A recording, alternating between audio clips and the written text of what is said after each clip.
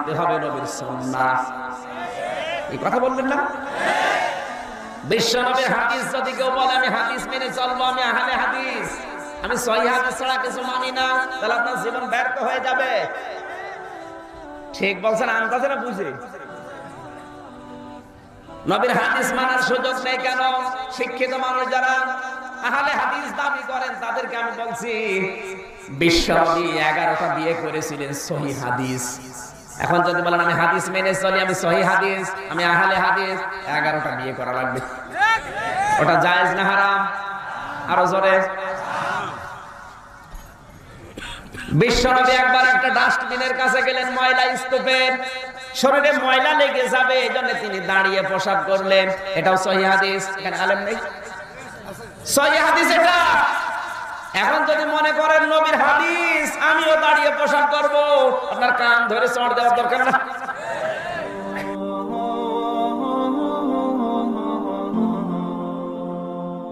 রাসূলের সুন্নাতকে বিনষ্ট করার জন্য আরেকটা চক্রান্ত বর্তমানে এখন বিশেষ করে আমরা আহলুস সুন্নাহ ওয়াল জামাত বলে যারা দাবি করি তাদের মধ্যে থেকে এসেছে যে হাদিস মানা যাবে না, সুন্নাত মানতে হবে।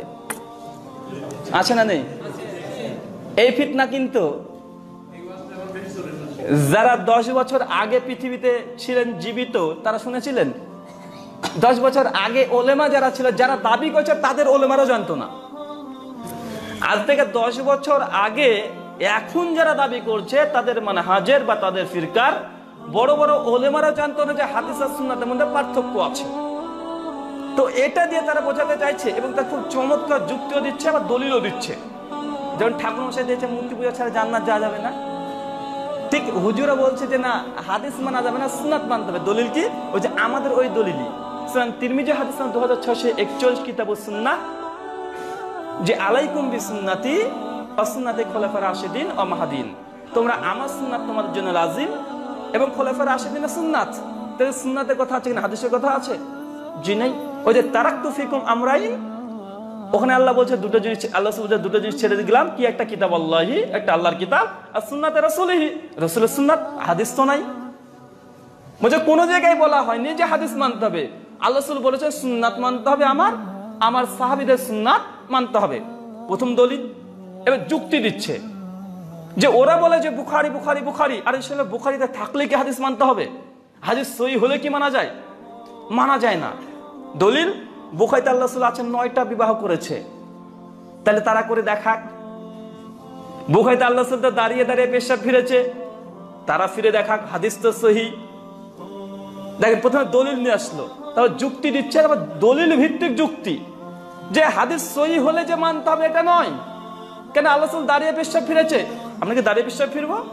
আল্লাহ রাসূল 9টা বা 11টা বিবাহ করেছে, বুখারী মুসলিম হাদিস দ্বারা প্রমাণিত, তাহলে আমরা কি 11টা বিবাহ করব? ভাই তাদের দলিল এবং যুক্তি ঠিক আছে না ভুল আছে? অবশ্যই এটা দলিল ভিত্তিক। যখন তারা আলোচনা করছে আমরা তখন দলিল ভিত্তিক জবাব দিতে পারি। ভাই আমরা শুধুমাত্র এতটাই বলবো যে আচ্ছা দাদা হাদিস কাকে বলে শরঈ ভাষাতে? সমস্ত পৃথিবীর ওলেমারা একমত, আহলে সুন্নাহ ওয়াল জামাত এবং আহলে তাশাইয়্যু যারা আছে, আহলে সুন্নাহ ওয়াল জামাতের মধ্যে মানে হানাফি, শাফিঈ, মালিকি, হাম্বলি, দেবন্দী, বেলবি যতগুলো আছে আহলুল হাদিস সকলে অন্তর্ভুক্ত। আহলে তাশাইয়্যু মানে শিয়া পন্থীর মধ্যে যতগুলো দল আছে, বুঝতে পারলেন? আহলে তাশাইয়্যু মানে ওরা পড়ে যাবে। তো আহলে সুন্নাহ ওয়াল জামাত আর আহলে তাশাইয়্যু সমস্ত ওলেমারা একমত পোষণ করছে হাদিস বলা হয় ওটাই যে আল্লাহ রাসূলের কল, ফেল আর তাকরীর, মানে আল্লাহ রাসূলের কথা, আল্লাহ রাসূলের কাজ, আল্লাহ রাসূলের সমর্থনকে বলা হয় হাদিস। তো যারা বলছে হাদিস মানা যাবে না, সুন্নাত মানতে হবে, তাদেরকে বলেন দাদা সুন্নাতের সংজ্ঞা কি বা সুন্নাত কাকে বলে? তো ওদের সুন্নাতের দাবি হচ্ছে এটা যে আল্লাহ রাসূল মুহাম্মদ সাল্লাল্লাহু আলাইহি সাল্লাম যে কাজটা করেছেন সেটা সুন্নাত। কে? আল্লাহ রাসূল যে কাজটা করেছেন সেটা সুন্নাত। তো যারা বলছে হাদিস মানা যাবে না, সুন্নাত মানতে হবে, সুন্নাতের সংজ্ঞা কি? আল্লাহ রাসূল যে কাজ করেছেন সেটাই সুন্নাত, মানে আল্লাহ রাসূল দাঁড়িয়ে পেশাব ফিরেছেন ওটাই সুন্নাত, তোমরাই করো। বুঝেননি ভাই? মানে ওরা যেটা দলিল দিচ্ছে আমাদেরকে ঘুরে ওটা দিয়ে দেন। তাহলে আল্লাহ রাসূল যে কাজ করেছেন সেটা তো সুন্নাত, আল্লাহর কাজটা সুন্নাত। আল্লাহ রাসূল 11টা বিবাহ করেছেন এটাই কর্ম, আল্লাহ রাসূল এটাই সুন্নাত, তোমরা শুরু করো। মানে ওরা যেটা আমাদেরকে দলিল পাল্টা দিচ্ছে, আপনি চেয়ারটা বা টেবিলটাকে উল্টে দিন, একই জিনিস, কিচ্ছু পরিবর্তন করার দরকার নেই, ওদের গায়ে লেগে যাবে। যে তাদের দাবি অনুসারে যে হাদিস মানা যাবে না, সুন্নাত মানতে হবে। এবং এই ফিতনাটা বর্তমানে বাংলাদেশে বেশ কিছু আলেম ওলেমা এবং মহাত্মা মহাপুরুষ নামে যারা খ্যাত, তারা এটা খুব মুখটাকে বাঁকিয়ে, মুখটাকে ভেঙচিয়ে মানুষের সামনে জনসংখ্যা উপস্থাপন করছে। যেহেতু হাদিসের উপরে আক্রমণ, ভাই ভাই এটা কি হাদিসের উপরে আক্রমণ কি আক্রমণ নয়? এটা অবশ্যই হাদিসের উপরে আক্রমণ, যে হাদিস মানা যাবে না, সুন্নাত মানতে হবে। এখন জিজ্ঞাসা করছেন যে বাবা, বা আপনাকে জিজ্ঞেস, ভাই আপনার প্রতি আপনার বাপের বেশি অধিকার না মায়ের বেশি অধিকার? বেটা তখন বিপদে, মায়ের বেশি অধিকার বলবো না বাপের বেশি অধিকার বলবো? বুঝতে পারলেন তো? তো হাদিস আর সুন্নাত এমনটাই। এবার আমাদের যে তারা যে যুক্তি দিচ্ছে যে সুন্নাত মানে ওই কাজটা যেটা আল্লাহ রাসূল করেছেন, তবে আল্লাহ রাসূল তো 11টা বিবাহ করেছেন, তাকে পাল্টা যদি মানে বলে দিতে সুন্নাত তোটা যে রাস্তা করেছে, তো আপনারা শুরু করেন। আল্লাহ রাসূল দাঁড়িয়ে পেশাব ফিরেছেন, যেহেতু আপনি বলছেন দলিল দিচ্ছেন, তো আপনারা করেন, কারণ আসলে যে কাজ করছেন সেটাই তো সুন্নাত। আর সুন্নাতের যে সংজ্ঞা সমস্ত ওলেমার একমত, আপনারা একমত, আমরা একমত, লাজবাব, কোনো আর উত্তর নেই। এবং হাদিস আর সুন্নাতের মধ্যে যে প্রকৃতিগত কোনো পার্থক্য নেই, তার জ্বলন্ত প্রমাণ হচ্ছে এটা। বা সুনান আবু দাউদ একটা হাদিসের গ্রন্থ না? সুনান তিরমিজি, সুনান নাসাই হাদিসের গ্রন্থ না? তো বলুন তো, এগুলোকে শুধুমাত্র ইমাম আবু দাউদ সুন্নাত নকল করেছেন না হাদিসও নিয়ে এসেছেন? হাদিসও নিয়ে এসেছেন, সুন্নাতও নিয়ে এসেছেন। বোঝা গেল মুহাদ্দিসরাও জানতে না যে হাদিস আর সুন্নাতের মধ্যে পার্থক্য আছে, যেটা ভারত, বাংলাদেশের, পাকিস্তানের বেশ কিছু মহাত্মা মহাপুরুষরা জেনে গেছে। কথা বুঝতে পারলেন? এরকম অসংখ্য উদাহরণ দিতে পারি। আর যারা বলছে যে না হাদিস মানতে হবে না সুন্নাত মানতে হবে, মানে হাদিসের পুরো প্রথম আক্রমণ, মানে মুনকিরে হাদিস, হাদিস অস্বীকারী এরাও। 2 নম্বর পয়েন্ট, যে তারা বলছে আল্লাহ রাসূল 11টা বিবাহ করেছে সহিহ হাদিস দ্বারা প্রমাণিত, তাহলে আমরা কেন আমল করি না? জি, এটা পরে আমাদের আমল আছে। কেমন? হুজুর মনে করছে যে আমল বলতে ওটাই বোঝায় যেটা শুধু অঙ্গ প্রত্যঙ্গ দিয়ে করতে হয়। বা কিছু কিছু আমল আছে, আমল হচ্ছে 2 ধরনের, একটা হচ্ছে তাজকিয়া, একটা হচ্ছে কিসের আমল? অন্তরের আমল। আর একটা হচ্ছে অঙ্গ প্রত্যঙ্গ দিয়ে বাস্তবায়ন করার আমল। তবে আল্লাহ রাসূল 11টা বিবাহ করেছে, আমরা আকীদা পোষণ করি কি করি না? বিশ্বাস করি কি করি না? তো ভাই এটা কি আমল হলো না ওই হাদিসের প্রতি? আল্লাহ রাসূল বলেছে, মানে করেছেন, এই যে অন্তর বিশ্বাস করি, আল্লাহ তাকুল্লাহ, আল্লাহকে ভয় করো, হাত পা দিয়ে করেন নাকি? তাওয়াক্কুল করা, এটাকে হাত পা দিয়ে করতে হয় না অন্তরে করতে হয়? আল্লাহকে ভয় করা কি দিয়ে করতে হয়? অন্তর দিয়ে। তো বলছেন আমল 2 ধরনের, একটা অন্তর দিয়ে বিশ্বাস মানে ঈমান, এবং আকীদা। আকীদা কিসের উপর নির্ভর? অন্তরের উপরে। ঈমান কিসের উপরে নির্ভর করে? অন্তরের উপরে। নিয়াত কিসের উপরে নির্ভর করে? অন্তরের উপরে। তো এই যে অন্তরিত অধিকাংশ আমল, তাহলে 11টা বিবাহ করেছে, এটা যে আমরা ঈমান আছে, আকীদা পোষণ করেছি, ওই হাদিসের উপরে আমল হলো কি হলো না? তো কে বলছে হাদিসের উপরে আমল নেই? ওই হাদিস যে সহিহ, আমরা এটা বিশ্বাস করি, আর এটা হচ্ছে আমল। এবার যারা বলছেন না সুন্নাত মানতে হবে, তাদের তো রাস্তা নেই, কারণ আসল যে কাজ করেছে ওটাই সুন্নাত। তো তোমাদের বিশ্বাস করে লাভ নেই, আমলটা করে দেখাতে হবে। 11টা বিবাহ, কথা কি বুঝতে পারলেন? আর প্রথমে দলিল খণ্ডন করে দিয়েছি যে আল্লাহ রাসূলের কথার ভিত্তিতে খাদিজা রাদিয়াল্লাহু তাআলা আনহা, আলী রাদিয়াল্লাহু তাআলা আনহা, আর পাশাপাশি আবু বকর রাদিয়াল্লাহু তাআলা আনহু, এরা যে ইসলাম কবুল করেছে হাদিসের ভিত্তিতে না সুন্নাতের ভিত্তিতে? হাদিসের ভিত্তিতে। তারা তাহলে আবু বকর রাদিয়াল্লাহু সিদ্দিক, মানে সত্যবাদী, তার উপাধি কি? সিদ্দিক, সত্যবাদী। সত্যবাদী আবু বকর রাদিয়াল্লাহু তাআলা আনহু, তিনি যদি হাদিসের পুরে আমল করে, হাদিসকে মেনে যদি ইসলাম কবুল করে, যারা বলছে যে হাদিস মানা যাবে না সুন্নাত মানতে হবে, বোঝা গেল তারা সিদ্দিক নয়। সিদ্দিক আবু বকর রাদিয়াল্লাহু তাআলা আনহু, তিনি হাদিসের উপরে ভিত্তি করে ইসলাম কবুল করেছে। আর যারা বলছে না হাদিস মানা যাবে না, তাদের পাশে সিদ্দিক নয় কাজ্জাব অর্থ লাগবে, মানে মিথ্যুক, সম্পূর্ণ বিপরীত ধর্মী। অনেকগুলো যৌক্তিক উদাহরণ দেওয়া যায় যে হাদিস এবং সুন্নাতের মধ্যে কোনো পার্থক্য নেই। আরেকটা পাল্টা জবাব আমরা দিতে পারি, ভাই বলুন তো, যারা বলছে হাদিস মানা যাবে না সুন্নাত মানতে হবে, তাকে বলুন আল্লাহ রাসূলের শারীরিক বর্ণনা, আল্লাহ রাসূলের চুল কেমন, তার দাড়ি কেমন ছিল, কেমন লম্বা ছিল, তার মোহর, নবুয়তের মোহরটা কোথায় ছিল, বা এগুলো হাদিস না সুন্নাত? এগুলো বর্ণনা আছে না হাদিসে? শামালে তিরমিজি খুলে দেখেন, তো এটা তো হাদিস। তো বলেন যে আল্লাহ রাসূলের হাদিস মানা যাবে না, এগুলোকে অস্বীকার করে দেখেন। যারা বলছে হাদিস মানা যাবে না, তাকে পাল্টা প্রশ্ন করেন যে কিয়ামতের আলামত প্রসঙ্গে আল্লাহ রাসূল কমপক্ষে 100 থেকে 150 খানা ভবিষ্যৎবাণী করেছে কি করে নাই? এগুলো হাদিস না সুন্নতের অন্তর্ভুক্ত? তো বলেন না একবার যে হাদিস মানা যাবে না?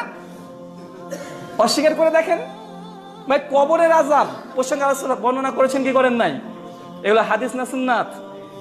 হাদিস। কোনোভাবে এগুলো সুন্নাত লাগাতে পারবেন না। তো বলছেন যে হাদিস মানা যাবে না, কবরের আযাবকে অস্বীকার করে দেখেন। জাহান্নামের বর্ণনা আল্লাহ রাসূল করেছে কি করে নাই? এগুলো হাদিস না সুন্নাত?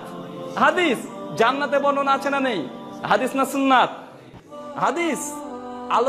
আল্লাহ যে মিরাজে নিয়ে গিয়েছিলেন, 5 ওয়াক্ত নামাজকে ফরজ করা হয়েছে। এই 5 ওয়াক্ত নামাজ সুন্নাতের মধ্যে ছিল না হাদিসের মধ্যে? 5 ওয়াক্ত নামাজই বাদ দিয়ে দেন এবার। কারণ মিরাজে আল্লাহ রাসূল গিয়েছেন নিজের মুখ দ্বারা বলেছে, এটা তো হাদিস। আর এই কথা যদি না বলতো এটা সুন্নাত কখনো হতো না। তবে আপনাকে শুধুমাত্র এইভাবে 10,000 হাদিস বলা যায় যেগুলো হাদিস কিন্তু সুন্নাত নয়, যারা বলছে হাদিস মানা যাবে না সুন্নাত মানতে হবে, তাকে বলেন যে তুই এগুলো অস্বীকার করে দেখা। এর জন্য তো বলেছি যারা বলে হাদিস মানা যাবে না সুন্নাত মানতে হবে, তাদের কাল থেকে তাদেরকে মাছ খাওয়া হারাম ঘোষণা করতে হবে। কেন? ওই যে পবিত্র সূরা মাইদা 90 আল্লাহ বলছে হুরমাত আলাইকুম মাইতাতু ওয়াদ-দাম, তোমার জন্য মৃত প্রাণী হারাম। হুজুর মাছ খান? জি খাই। মরা না তাজা? তো মরা। আল্লাহ কোরআনে বলেছে কি যে মৃত প্রাণী হারাম, তো আপনি মাছ খান কেন? এটা আহলে কোরআনেরও জবাব হয়ে যাবে যে কোরআন মানতে হবে হাদিস মানতে হবে, বেটা তুই কাল থেকে মাছ খাওয়া বাদ দিয়ে দে। আর যারা বলছে হাদিস মানতে হবে না সুন্নাত মানতে হবে, তাদেরকে বলেন যে ভাই এই যে মৃত প্রাণী হারাম, মাছ তো মৃত খাচ্ছি আমরা, তো কিসের ভিত্তিতে? বলবে যে হাদিস আছে আলাদা। কোথায়? ওই সুনান তিরমিজি কিতাব তাহারাত 69 নম্বর হাদিস আর আবু দাউদ 83 নম্বর হাদিস। আল্লাহ সমুদ্রের ধারে কাছে গেল, বেশ কিছু সাহাবীরা সমুদ্রের ধার থেকে আল্লাহকে জিজ্ঞেস করছে আল্লাহ রাসূল এই পানি দেখি আমরা ওযু করতে পারবো? আল্লাহ বলছে সমুদ্রের পানিও পবিত্র, মাছও পবিত্র, আর মৃত মাছও পবিত্র। তো এই হাদিসটার আলোকে মৃত মাছকে জায়েজ করা হয়েছে। তো ভাই এই যে হাদিস না সুন্নাত এটা? তো যারা বলছে হাদিস মানা যাবে না সুন্নাত মানতে হবে, কাল থেকে আপনি মাছ খাওয়া বন্ধ করে দেন আর মাছ হারাম এই কথা ঘোষণা করে দেন। যারা হাদিস মানা যাবে না সুন্নাত মানতে হবে, ভাই আমাদের কিছু বলার দরকার নেই। এই মাছওয়ালা যারা আছে হুজুরকে ঠেঙে উড়ে লম্বা করে দিবে, আমাদের বলার দরকার নেই। তো আল্লাহ রাসূলের হাদিসকে অস্বীকার করার জন্য এতগুলো কৌশল আছে আপনি চিন্তা করতে পারবেন না। একটা বাংলা বইয়ের নাম বলি, আপনাদের বাংলাদেশেরই ছাপা, বইটার নাম মাযহাব ও তাকলিদ কি ও কেন। বইটার 112 নম্বর পৃষ্ঠা। এই বইটার আর একটা অনুবাদ আছে মাযহাব কি ও কেন। এই বইটার হচ্ছে 72 নম্বর পৃষ্ঠা। এই বইটার উর্দু একটা সংস্করণ আছে জাস্টিস তাকি উসমানীর দিন মে তাকলিদ কি শরঈ হাইসিয়াত, পৃষ্ঠা নম্বর 65। ওখানে স্পষ্ট হয়ে লিখছে যে ইমাম মুজতাহিদের খিলাফ যদি কোনো হাদিস চলে আসে, একজন আলেমের কাছে, সাধারণ মানুষের কাছে নয়, একজন আলেমের কাছে, তবুও উক্ত আলেম উক্ত হাদিসের উপরে আমল করা তার জন্য জায়েজ নয়। নাউজুবিল্লাহ মিন জালিক। বলছে ইমাম মুজতাহিদের খিলাফ যদি কোনো হাদিস চলে আসে একজন আলেমের কাছে, যেটা তার মাযহাব বা তার মতের পরিপন্থী, তবু উক্ত হাদিসের উপরে আমল করা জায়েজ নয়। নাউজুবিল্লাহ মিন জালিক। ভাই এটা কিন্তু বাংলা বই আপনাদের মাযহাব ও তাকলিদ কি ও কেন পৃষ্ঠা নম্বর 112, মাযহাব কি ও কেন পৃষ্ঠা নম্বর 72, উর্দু সংস্করণ দিন মে তাকলিদ কি শরঈ হাইসিয়াত পৃষ্ঠা নম্বর 65 পঞ্চম সংস্করণ। আরেকটা বাংলাদেশ থেকে আপনার বই আছে, বইটার নাম জা আল হক, লেখক আহমেদ ইয়ারকান নাইমি, পৃষ্ঠা নাম্বার 32। এ বইটার আরবি একটা উর্দু বইটা আছে, ওটা পৃষ্ঠা নাম্বার 15 প্রথম সংস্করণ। এমনকি আরবিতে যেসব কিতাবগুলো আছে এই কথাটা লেখা আছে। জাস্টিস তাকি উসমানী একটি বই আছে দ্যাটস এ তিরমিজি, সুনান তিরমিজির ব্যাখ্যা গ্রন্থ, 294 নম্বর হাদিসের আলোকে, মানে শাহাদাত আঙ্গুল একবার লড়বে না বারবার নড়বে, এই হাদিসের ব্যাখ্যা করতে গিয়ে জাস্টিস তাকি উসমানী একজন হানাফি বিদ্বান, মাযহাবে দেওবন্দি, আকীদায়ে দেওবন্দি। তো তিনি বলছেন যে ইমাম আবু হানিফা রাহিমাহুল্লাহ থেকে না একবারের কথা আছে না নড়ানোর কথা আছে, কোনোটাই নাই। ইমাম আবু হানিফা রাহিমাহুল্লাহ থেকে একবার তোলারও কথা নেই এবং বারবার নড়ানোর কথাও নেই। তার জন্য পূর্ববর্তী হানাফি বিদ্বান তারা এই বিষয়ে কোনো ফতোয়াই দেয়নি। ইমাম আবু হানিফা কিছু পায়নি, ফতোয়া দেওয়ার প্রয়োজন মনে করেনি। এই জন্যই যারা বলছে যে না এটা বারবার নড়াতে হবে, যেমন ইমাম শাফির মাসলাকে আছে, তো তখন তারা জবাব দেওয়ার চেষ্টা করছে এইভাবে যে আমাদের জন্য ইমাম আবু হানিফার রায়টাই গ্রহণযোগ্য, হাদিস আমাদের কোনো যোগ্য নয়, বা রাসূলের কথাটা গ্রহণযোগ্য নয়। নাউযুবিল্লাহ মিন জালিক। আর দারসে তিরমিজি আপনাদের বাংলাদেশ থেকে ছাপিয়েছে, আমার কাছে আছে দারসে তিরমিজি 294 নম্বর হাদিসের টিকাটা ভালো করে দেখবেন, ব্যাখ্যাটা। আর এটা ছাপিয়েছে বড় একটা প্রকাশনী, নাম হচ্ছে আল কাউসার প্রকাশনী। আল কাউসার কি ছোটখাটো প্রকাশনী? বড় ধরনের একটা প্রকাশনী। তো এই ধরনের যদি আপনাকে উদ্ধৃতি দিতে যায় যে রাসূলের হাদিসটা নিজের মতের পরিপন্থী হলে তাহলে জি মানা যাবে না, বা বলতে কোনো মুসলিম এমন কোনো আকীদা পোষণ করতে পারে? জি না।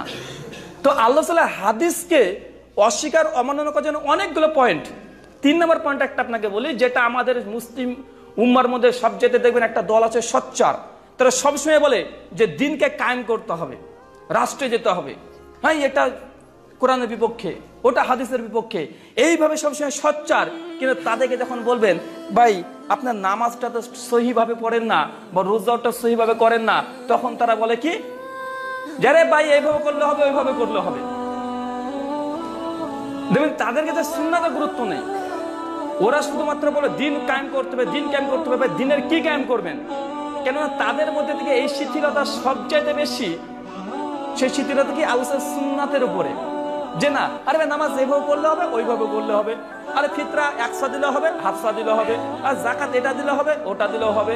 তাদের কাছে ফুরি যে ইখতিলাফ বা মাসাইল গুলো আছে, তাদের কাছে মূলত এগুলো কোনো বিধানই নয়। তো ভাই আপনি যে দিন কায়েম করবেন কিসের ভিত্তিতে করবেন, কিসের উপরে করবেন? আর তাদের মধ্যে থেকে এই কথাটা শোনা যায়, আরে ভাই ছোটখাটো জিনিস নিয়ে আপনারা এত মাথা ব্যথা করেন কেন? ভাই বলুন তো আল্লাহ রাসূলের কোনো সুন্নাতকে আপনি ছোটখাটো বলতে পারেন? ওয়ামা ইয়ানতিকু আনিল হাওয়া ইন হুয়া ইল্লা ওয়াহয়ুহা, যে রাসূল মুহাম্মদ সাল্লাল্লাহু আলাইহি ওয়াসাল্লাম নিজের মুখ থেকে কোনো কথা বলেন না, যেটা তিনি শ্রবণ করেন তারপরে ওহী করা হয়, তিনি সেটা মানুষের সামনে উন্মুক্ত করেন। সূরা নাজম 53 এই কথাটা দেখবেন সূরা ইউনূস করবেন 10 আয়াত নম্বর 15, সূরা আহকাফ 46 আয়াত নম্বর 9, এবং সূরা আনাম 6 আয়াত নম্বর 50 খুলে দেখেন। সূরা ইউনূস বিশেষ করে 15 নম্বর আয়াত খুলে দেখেন, কুরাইশের বেশ কিছু নেতার এসে আল্লাহ রাসূলকে বলছে ওয়া ইতিবি কোরআনি গায়রি হাযা, যে নবী মুহাম্মদ সাল্লাল্লাহু আলাইহি ওয়াসাল্লাম আপনার উপরে যে কোরআন অবতীর্ণ হয়েছে এই কোরআনটার পরিবর্তে অন্য একটা কোরআন আনেন, এই কোরআন আমাদের জন্য কঠিন হয়ে যাচ্ছে, এটা মানতে পারছি না। তো রাসূলকে এসে বলছে যে এই কোরআনের পরিবর্তে আপনি একটা অন্য কোরআন আনেন, আমরা মেনে নেব। আও বাদদিলহু, আর যদি তা না পারেন তো এই কোরআনের মধ্যে কিছু পরিবর্তন করে দেন যেটা আমরা মানতে পারি। যে এই আবদার করেছে আল্লাহ মাথা নিচু করে বসে আছেন, আল্লাহ আবার ওহী অবতীর্ণ করে দিচ্ছেন আর বলছে আপনি বলে দিন এই এখতিয়ার আমাকে দেওয়া হয়নি যে শরীয়তের কিছু আমি রদ বদল করব, বলে আপনি তাদেরকে এই কথা বলে দিন আন্না আত্তাবি উহা ইলাই, আমি তো কেবল তারই আনুগত্য করি যেটা আল্লাহ আমার উপরে ওহী করা হয়। চিন্তা করেছেন যারা বলছে রাসূলের সুন্নাত ছোটখাটো জি নয়, আল্লাহ রাসূলের প্রত্যেকটা কথা প্রত্যেকটা কর্ম সেটা শরীয়তের হুজ্জাত, সেটা দলিল। কোন জিনিসকে ছোটখাটো বলা এই আকীদা একটা বিভ্রান্ত আকীদা, আল্লাহ রাসূলকে অপমান করা। কারণ আল্লাহ রাসূল নিজে বলছে যে না এটা আমাকে এখতিয়ার দেওয়া হয়নি যে শরীয়তে কিছু পরিবর্তন করব। আল্লাহ বলছে বলেন আপনি যে আমি তো তারই আনুগত্য করি যেটা আপনার উপর ওহী করা হয়, আপনি তো সেটাই মানেন। সূরা ইউনূস 10 আয়াত নম্বর 15 স্পষ্ট আছে। তবে তার একটা জ্বলন্ত প্রমাণ আব্দুল ইবনে মাসউদ থেকে দেখবেন, সুনান আবু দাউদ হাদিস নম্বর 755 তে বর্ণনা আছে যে একদিন আল্লাহর সঙ্গে নামাজ পড়ছে আর ডান হাতে পরে বাম হাত রেখেছে, আর আল্লাহ রাসূল নামাজরত অবস্থাতেই তার হাতটাকে বাম হাতে পরে ডান হাত করে করেছিল কি করে নাই? আল্লাহ রাসূল পারলে তো সালাম ফিরিয়ে বলতে পারে যে আব্দুল্লাহ ইবনে মাসউদ তুমি নামাজটা ঠিকভাবে আদায় করোনি বা হাত ঠিকভাবে বাঁধোনি, তো কি প্রয়োজন হবে নামাজের মধ্যেই আল্লাহ রাসূল তার বাম হাতে পরে ডান হাত ছিল ওটা বাম হাতে পরে ডান হাত করে দিল, ডান হাতে পরে বাম হাত ছিল। তো ভাই এটা হচ্ছে পয়েন্ট বা এটা হচ্ছে দলিল যে আল্লাহ রাসূলের সুন্নাতের খিলাফ যখন হবে, কোন পবিত্র কোন সেই সুন্নাত যারা অনুসারী তারা কখনোই মুখ বন্ধ করে বসে থাকতে পায় না, তাকে অবশ্যই পরিবর্তন করতে হবে। রাসূলের সুন্নাত কোনো কিছু ছোট নেই। মহান সত্য আল্লাহর সঙ্গে ছে দাবি এ দোয়া যে আল্লাহ সুবহানাহু ওয়া তাআলা তুমি আমাদেরকে পবিত্র কোরআন এবং সুন্নাহর আলোতে জীবন পরিচালনা করার তৌফিক দান করো।